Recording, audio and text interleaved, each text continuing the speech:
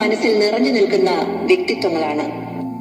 ആദി പാപത്തിൽ പങ്കാളിയായി പാപിനിയായി മുദ്രകുത്തപ്പെട്ട ഹൗവ മനുഷ്യരാശിയുടെ ശാപ കാരണമായി എങ്കിലും ദൈവം തന്റെ പദ്ധതിക്കനുസൃതമായി തന്റെ ജനതയുടെ രക്ഷയ്ക്ക് വേണ്ടി പല ഘട്ടങ്ങളിലും ഓരോ സ്ത്രീരത്നങ്ങളെ നിയോഗിച്ചിട്ടുണ്ട്. Sharjah Saint Mary's Sunday school അധ്യാപികമാർ ഹൃദയപൂർവ്വം അവതരിപ്പിക്കുന്നു ബൈബിളിലെ സ്ത്രീരത്നങ്ങൾ.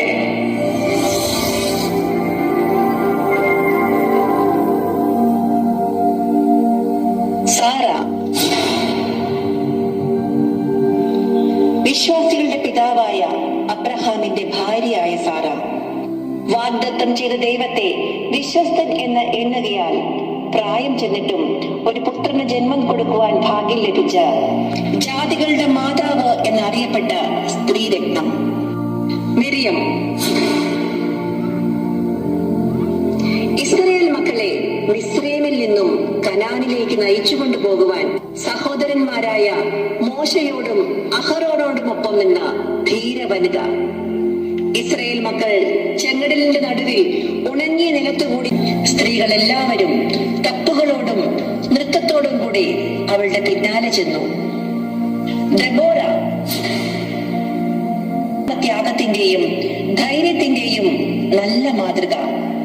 കനാന്യർക്കെതിരെയുള്ള യുദ്ധത്തിൽ തൻറാഖ് അഭ്യർത്ഥിച്ചപ്പോൾ പിന്മാറാതെ ഇസ്രായേലിന്റെ രക്ഷയ്ക്കായി ധൈര്യപൂർവം ബാരാക്കിനോടും സൈന്യത്തോടുമൊപ്പം അവൾ പുറപ്പെട്ടു.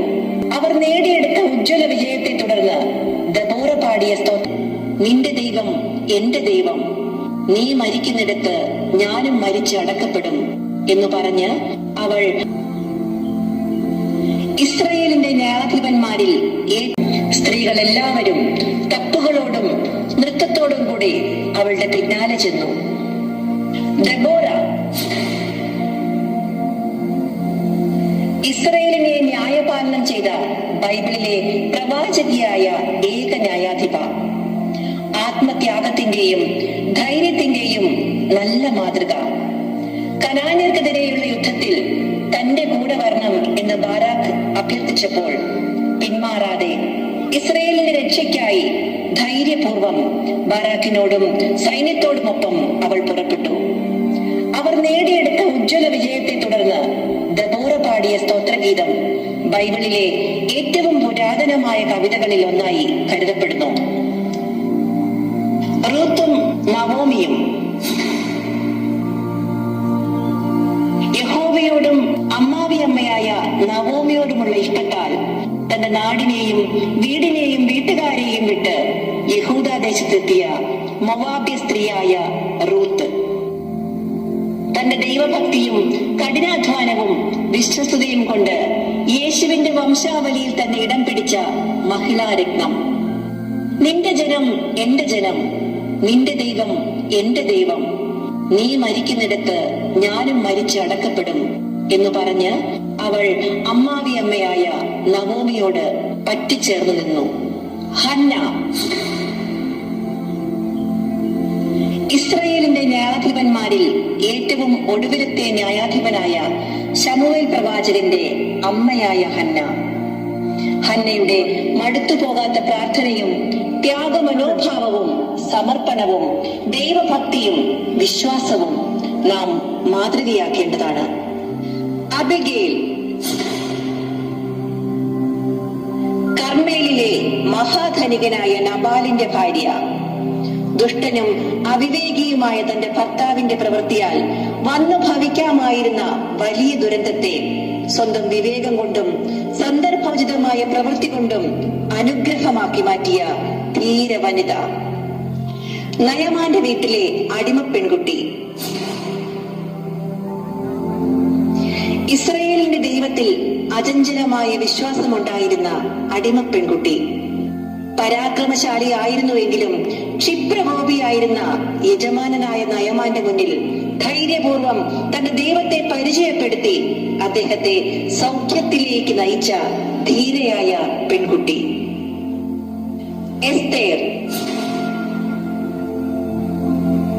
അഹസ്വരോസ് രാജാവിന്റെ പ്രിയ പത്നി. തന്റെ രാജ്ഞപദത്തിലും കൊട്ടാരത്തിലെ സുഖലോലുപതയിലും ഒന്നും മതിമറന്ന് ആഹ്ലാദിക്കാതെ ഇരുന്ന എസ്തേർ തന്റെ ജീവൻ നഷ്ടപ്പെടാൻ സാധ്യതയുണ്ടായിരുന്നിട്ടും സ്വജനത്തിന്റെ വിടുതലിനു വേണ്ടി രാജസന്നിധിയിൽ സധൈര്യം നിലകൊണ്ട പ്രൗഢയും കുലീനയുമായ ഉത്തമ സ്ത്രീ മറിയയും എലിശബത്തും. നമ്മുടെ കർത്താവും രക്ഷകനുമായ യേശു ക്രിസ്തുവിന് ജനിക്കാൻ ഇതാ ഞാൻ കർത്താവിന്റെ ദാസി, നിന്റെ വാക്ക് എന്നിൽ ഭവിക്കട്ടെ എന്ന് പറഞ്ഞ് തന്നെത്താൻ ദൈവത്തിന് സമർപ്പിച്ച മറിയം, സ്വന്തം മകനെ ലോകത്തിന്റെ പാപപരിഹാര ബലിയായി സമർപ്പിച്ച ത്യാഗത്തിന്റെ നിറകുടം, യേശുക്രിസ്തുവിന് വഴിയൊരുക്കുവാൻ വന്ന യോഹന്നാന് ജന്മം കൊടുത്ത എലിശബേത്ത്, ദൈവസന്നിധിയിൽ നീതിയുള്ളവൾ, കർത്താവിന്റെ സകല കൽപ്പനയിലും കുറ്റമില്ലാത്തവളുമായ ഉത്തമ സ്ത്രീ എലിശബേത്ത്, ഹന്ന പ്രവാചകി, അശേർ ഗോത്രത്തിലെ ഫനുവേലിന്റെ മകളായ ഹന്ന പ്രവാചകി, വളരെ വയസ്സ് ചെന്നിട്ടും ദേവാലയം വിട്ടുപിരിയാതെ പ്രാർത്ഥനയോടും ഉപവാസത്തോടും കൂടെ രാവും പകലും ആരാധന കഴിച്ചു പോന്നു. അതുകൊണ്ട് യെരൂശലേമിന്റെ വീണ്ടെടുപ്പിനായി കാത്തിരുന്ന എല്ലാവരോടും യേശുവിനെ പ്രസ്താവിക്കുവാൻ ഹന്ന പ്രവാചകിക്ക് കഴിഞ്ഞു. മാർത്തയും മറിയയും യേശു സ്നേഹിച്ച ലാസറിന്റെ സഹോദരിമാർ, യേശുവിന്റെ പാദപീഠത്തിലിരുന്ന് ഇപ്പോഴും യേശുവിന്റെ മൊഴികൾക്ക് ചെവി കൊടുത്ത് നല്ല അംശം തിരഞ്ഞെടുത്ത മറിയ, പലതിനെ ചൊല്ലി വിചാരപ്പെട്ടും മനം കലങ്ങിയുമിരുന്ന മാർത്തയ്ക്ക് യേശുവിന്റെ സന്ദർശനം ആശ്വാസം തന്നെയായിരുന്നു. മാർത്തയുടെ അതിഥി സൽക്കാരം ഏവർക്കും മാതൃകയാക്കാവുന്നതാണ്. ശമരിയാക്കാരി സ്ത്രീ, യേശുവിനെ മശിഹ ആണെന്ന് തിരിച്ചറിഞ്ഞവൾ, അറിഞ്ഞ സത്യം മറച്ചുവെക്കാതെ സർവവും മറന്ന് പട്ടണത്തിലേക്ക് ഓടിച്ചെന്ന് ആ സദ്വർത്തമാനം എല്ലാവരെയും അറിയിക്കുന്നു. അവളുടെ വാക്കുകേട്ട ജനം പട്ടണത്തിൽ നിന്ന് പുറപ്പെട്ട് യേശുവിനെ കാണാൻ എത്തുന്നു. മഗ്ദലനക്കാരി മറിയം, യേശുവിന്റെ ശുശ്രൂഷയുടെ അവസാനം വരെ യേശുവിനെ അനുഗമിച്ചവൾ, മരണസമയത്തും യേശുവിനോടൊപ്പം അവൾ ഉണ്ടായിരുന്നു. അതിരാവിലെ കല്ലറയിലെത്തിയ മഗ്ദലനക്കാരി മറിയത്തെയാണ് താൻ ഉയർത്തെഴുന്നേറ്റുവെന്ന സദ്വർത്തമാനം ശിഷ്യന്മാരെ അറിയിക്കുവാൻ യേശു ചുമതലപ്പെടുത്തിയത്. വേദപുസ്തകത്താളുകളിൽ ഇന്നും ജീവിക്കുന്ന ഈ സ്ത്രീരത്നങ്ങൾ വിധേയത്വത്തിന്റെയും വിശ്വസ്തതയുടെയും ഭക്തിയുടെയും നേതൃത്വ പാടവത്തിന്റെയും ഉത്തമ മാതൃക നമ്മെ കാട്ടിത്തരുന്നു. ദൈവാശ്രയ ബോധത്തോടെ തങ്ങളുടെ ജീവിത പ്രതിസന്ധികളിൽ കത്തിജ്വലിച്ച ഈ തീനാളങ്ങൾ പോരുകൾ നിറഞ്ഞ നമ്മുടെ ജീവിത പാതയിലും മാർഗദീപങ്ങളാവട്ടെ.